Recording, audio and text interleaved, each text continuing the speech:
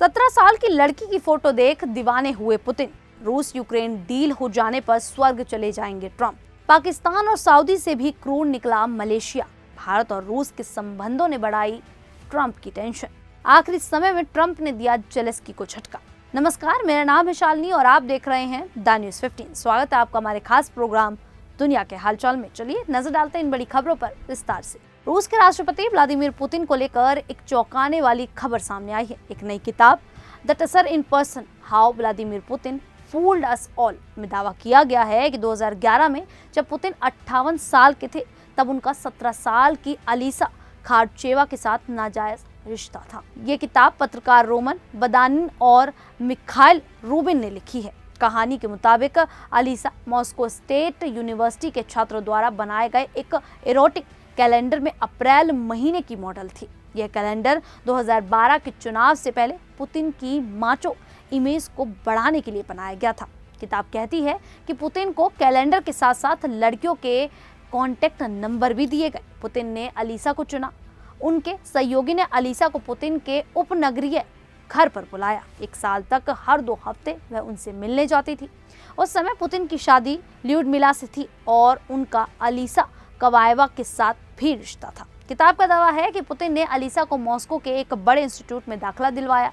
बाद में पुतिन का ध्यान कम होने पर अलीसा ने उनके जन्मदिन पर पुसी फॉर पुतिन नाम से एक फोटो डाली, जो जल्द ही हटा दी गई।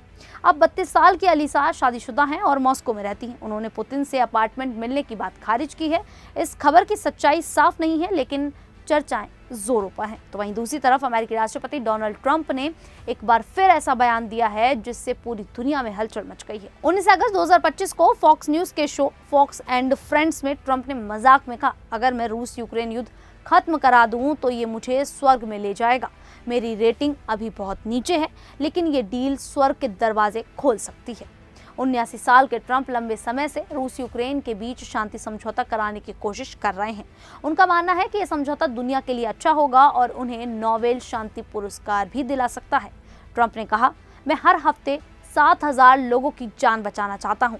वे रूस के राष्ट्रपति पुतिन और यूक्रेन के राष्ट्रपति जेलेंस्की को शांति वार्ता के लिए एक मेज पर लाना चाहते हैं। हाल ही में ट्रंप ने अलास्का में पुतिन से और व्हाइट हाउस में जेलेंस्की से मुलाकात की। उन्होंने दावा किया कि दोनों नेता शांति के लिए तैयार हैं। ट्रंप का कहना है कि पुतिन यूक्रेन को सुरक्षा देने को भी राजी है। हालांकि उनका बयान मजाकिया था, लेकिन उनकी कोशिशें गंभीर हैं। कुछ विशेषज्ञ मानते हैं कि ट्रंप नोबेल पुरस्कार और अपनी छवि चमकाने के लिए ऐसा कर रहे हैं।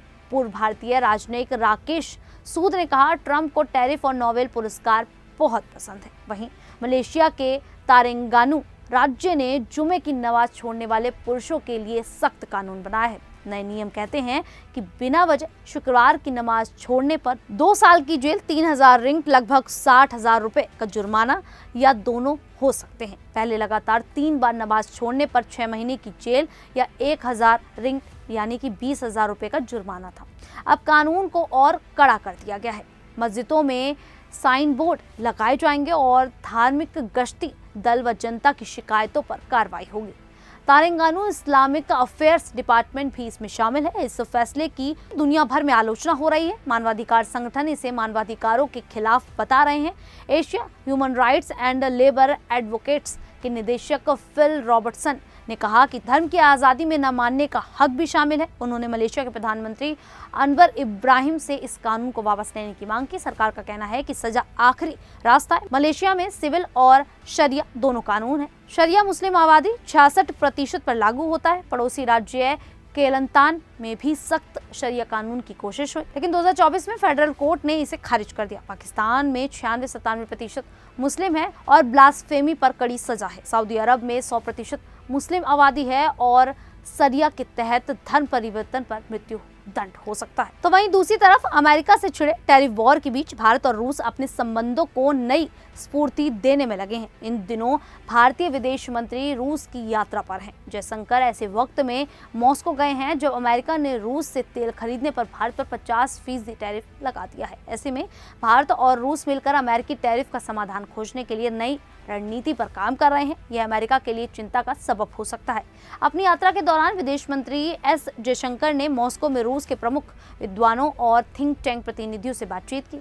इस दौरान भारत रूस संबंधों, समकालीन वैश्विक भू राजनीतिक और भारत के दृष्टिकोण पर चर्चा हुई। उन्होंने एक्स पर लिखा, रूस के प्रमुख विद्वानों और थिंक टैंक प्रतिनिधियों के साथ बातचीत करके खुशी हुई। भारत रूस संबंधों, समकालीन वैश्विक भू राजनीतिक और भारत के दृष्टिकोण पर चर्चा हुई। भारत और रूस पारंपरिक सहयोगी और गहरे मित्र रहे हैं। ऐसे में दोनों देश मिलकर अपने संबंधों को अब नई ऊंचाई पर ले जाने के प्रयास में हैं। ऐसे में जयशंकर की प्रमुख रूसी थिंक टैंक से मुलाकात के कई मायने निकाले जा रहे हैं। भारत और रूस ऊर्जा व सुरक्षा डील के साथ अमेरिकी प्रतिबंध से निपटने का भी रास्ता खोज सकते हैं।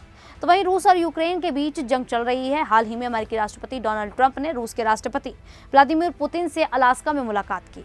इसके बाद ट्रंप ने यूक्रेन के राष्ट्रपति जेलेंस्की और कई यूरोपीय नेताओं के साथ व्हाइट हाउस में अहम बैठक की। अब ट्रंप ने यूक्रेन को लेकर एक बड़ा बयान दिया है। ट्रंप ने एक टीवी इंटरव्यू में कहा है कि यूक्रेन की रक्षा के लिए अमेरिकी सैनिक नहीं भेजे जाएंगे। उन्होंने ये भी कहा कि यूक्रेन का नाटो में शामिल होना या रूस से क्रीमिया वापस लेना लगभग असंभव है। हालांकि व्हाइट हाउस में जेलेंस्की और यूरोपीय नेताओं के साथ बैठक के बाद ट्रंप ने पत्रकारों से कहा था कि यूक्रेन की सुरक्षा के लिए यूरोपीय नेतृत्व वाले प्रयास में अमेरिकी सैनिक भेजने की संभावना से पूरी तरह इनकार नहीं किया जाएगा। ट्रंप ने पुतिन से मुलाकात के बाद कहा था कि रूस यूक्रेन जंग को खत्म करने का सबसे अच्छा तरीका सीधे शांति समझौता करना है, ना कि पहले सीज फायर करना। पहले ट्रंप सीज फायर और फिर शांति समझौता की बात करते थे, लेकिन अब वे सीधे शांति समझौते पर जोर दे रहे हैं, क्योंकि उनकी कोशिश है कि दोनों देश बातचीत से जंग खत्म करें। ये बयान दुनिया भर में चर्चा में है, क्योंकि ट्रंप शांति स्थापित करने की कोशिश कर रहे हैं। खैर, अब ट्रंप के ये दो तरह के बयानों को लेकर आप लोग की क्या राय है, आप हमें कमेंट करके जरूर बताइएगा। अभी के लिए इतना ही, फिर हाजिर होंगे ऐसे ही देश और दुनिया से जुड़ी बड़ी खबरों के साथ। तब तक के लिए देखते रहिए द न्यूज़ 15।